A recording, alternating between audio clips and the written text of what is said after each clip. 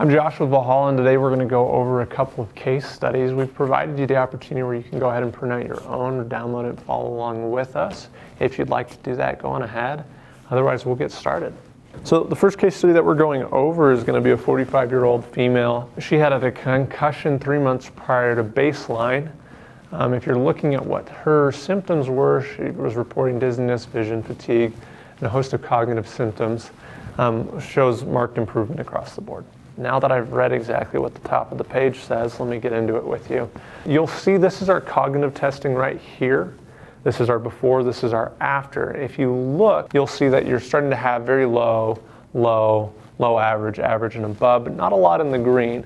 If you're looking after about a month of treatment here, so that's 4 weeks, and it's going to be about 12 treatments, you're going to see marked improvement everywhere, where everything but one score is in the above or the average range. So once again, these are normative compared data sets where we are actually showing that she's performing below average inside of the assessment, the baseline, and the diagnosis.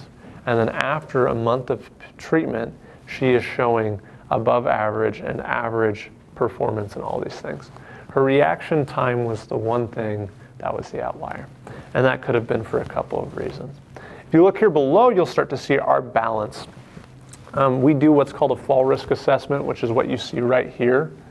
And you'll have your, she wasn't a fall risk, so that's not really a problem that her path length is 22 or 23 centimeters. Underneath, you'll have what we call the MCTSB, which the top measures are their baseline, the bottom is their aftercare, or post-baseline.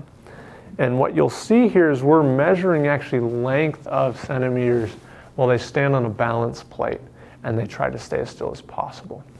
Each of these tests actually goes through a different portion of the body's ways in balance. So you have her standard, your eyes open on a firm plate.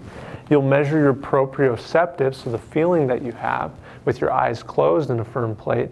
Then we'll do vision by introducing instability so that you can't feel the firmness and you'll have to make changes based off of what you're seeing. Then lastly, you'll have that instability with the foam pad with your eyes closed, and that's your vestibular testing. And as you can see, performs admirably here in the standard and the proprioception, but no surprise for a concussion where the back of her head was hit, she's going to have a vestibular issue where she's performing in the 8th percentile for her age, demographic, and gender, and the 21st for vision. Additionally, after 4 weeks, she's had a huge change. I mean, if you look cumulatively, if I were to convert this all into feet, she had a change of about 4 feet. Yeah, a 4-foot difference in her path lengths, which is pretty substantial.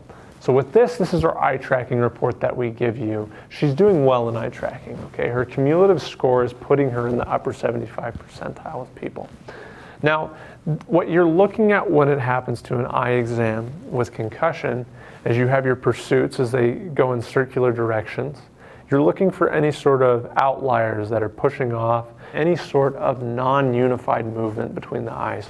So sometimes people's eye tracking will go like this, and in a concussion, that eye will start to drift or not follow, or just completely just not go at all. So you'll see that in saccades here, her right eye is going off the rails pretty much every time she flicks as she follows that dot across the screen. But her right eye is staying constant. That's not good. That's going to lead to a lot of problems. Reading, it's going to lead to a lot of fatigue in that, or tracking, and so her work will suffer. All those types of things. Fixation stability, you'll see that her fixations are going up. She's not staying stable on the target, and they're not moving in the same direction, so that's a problem. Reaction time is down here. Now, if you'll look after a month of treatment here, you watch her scores skyrocket.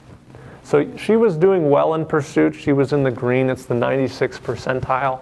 Afterwards, she's in the 99th with a score of 91. Her saccades have improved from 49 to 78, being in the 58th percentile to the 97th, and her fixations have gone from a 59 to a 96, being in the 60th percentile to the 99th. That's just in 4 weeks of treatment. This kind of benefit can't really be overstated. But I'm going to try anyways. This is an amazing benefit when it comes to concussion recovery treatments. If you look in the literature anywhere else, you can ask Dr. Tate, you can ask me, anyone at Valhalla, people aren't getting these kind of results normally. And so this is a really big benefit for our clients.